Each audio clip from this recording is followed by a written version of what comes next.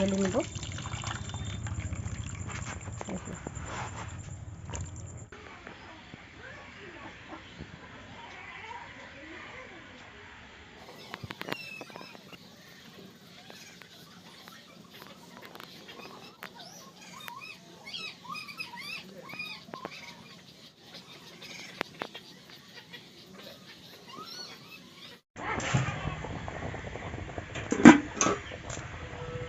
সিদ্ধ হয়েছে।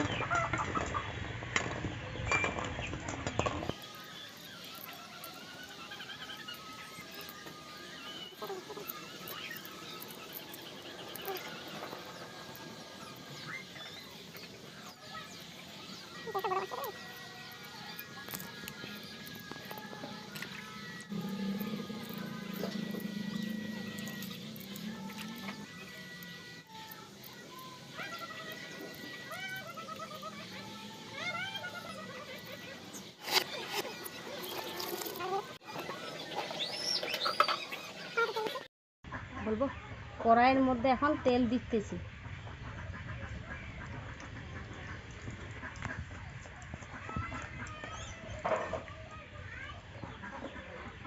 একটু পরিমাণ মতো এখন লবণ দিয়ে দিচ্ছি, আর একটু দিচ্ছি হলুদের গুঁড়া।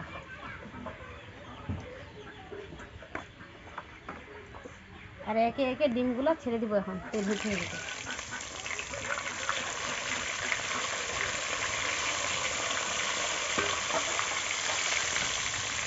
এখন নাড়াচাড়া করে দেবো ডিমগুলোকে।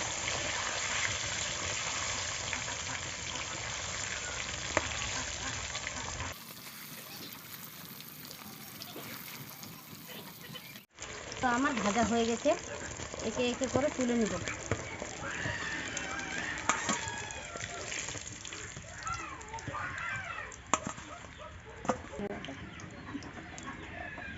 আলুটা ভাজার জন্য আমার লাগবে এখানে লবণ, আর লাগবে একটু হলুদ। আলুটা এখন ছেড়ে দিচ্ছি ভাজার জন্য।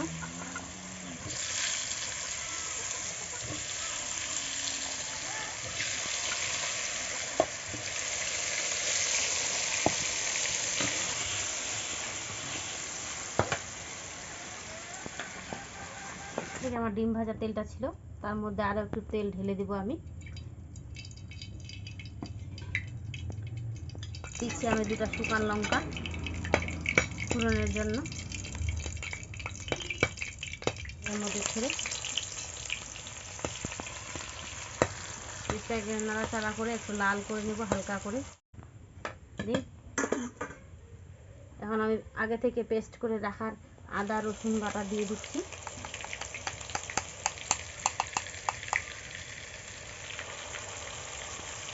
একটু নাড়াচাড়া করে নেব।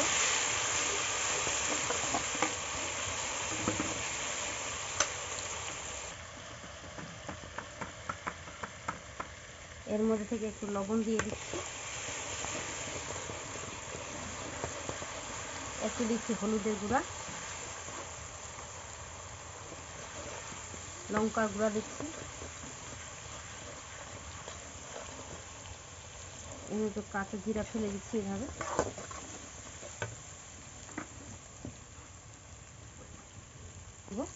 মশলাটা যেন পুড়ে না যায়।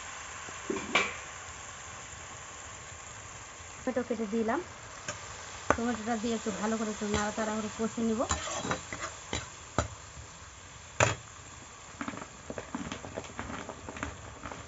এর জন্য একটু ঢেকে দিব, কারণ টমেটোটা তাহলে সিদ্ধ হবে। এখন একটু ঢাকনাটা তুলে দেখব যে টমেটোটা মশলাটা কষানো হয়েছে কিনা। টমেটো হ্যাঁ নরম হয়ে গেছে টমেটোটা।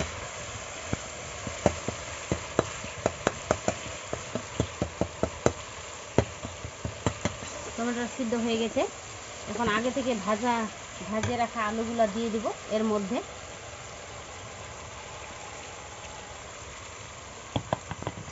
আলুগুলো দিয়ে একটু নাড়াচাড়া করব ভালো করে, মশলাটার সঙ্গে যেন মেখে যায় আলুটা।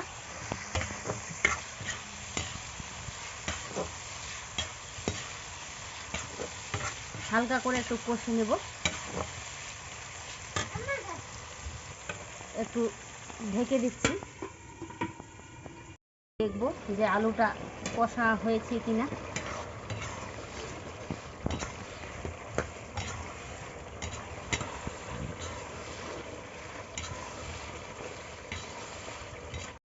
ঢাকনাটা তুলে নিলাম। বাস, আলুটা কষা হয়ে গেছে, খুব সুন্দর কষানি হয়েছে। এখন এর মধ্যে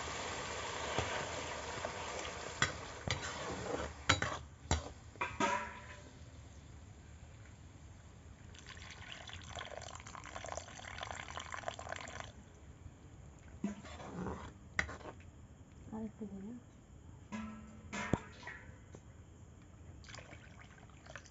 বাস, আগে থেকে ভেজে রাখা ডিমগুলো একটা একটা করে দিয়ে দেব।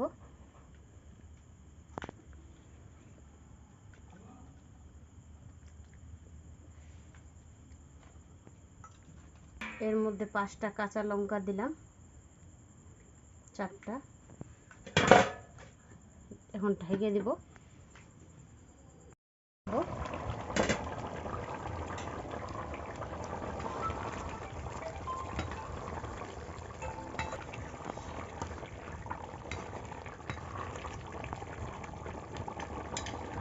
এর মধ্যে একটু মশলা অ্যাড করব।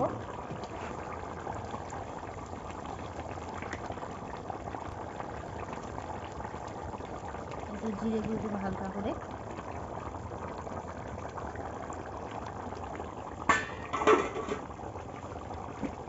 এর মধ্যে একটু সাদা এলাচ, কালো এলাচ একটু দিয়ে দিলাম। হালকা করে একটু নাড়াচাড়া করে দিব। ঢেকে দিলাম, আর একটু বলক দিব। হয়ে গেছে। এখন আমি নাড়াচাড়া করে নামিয়ে নেব তরকারিটাকে।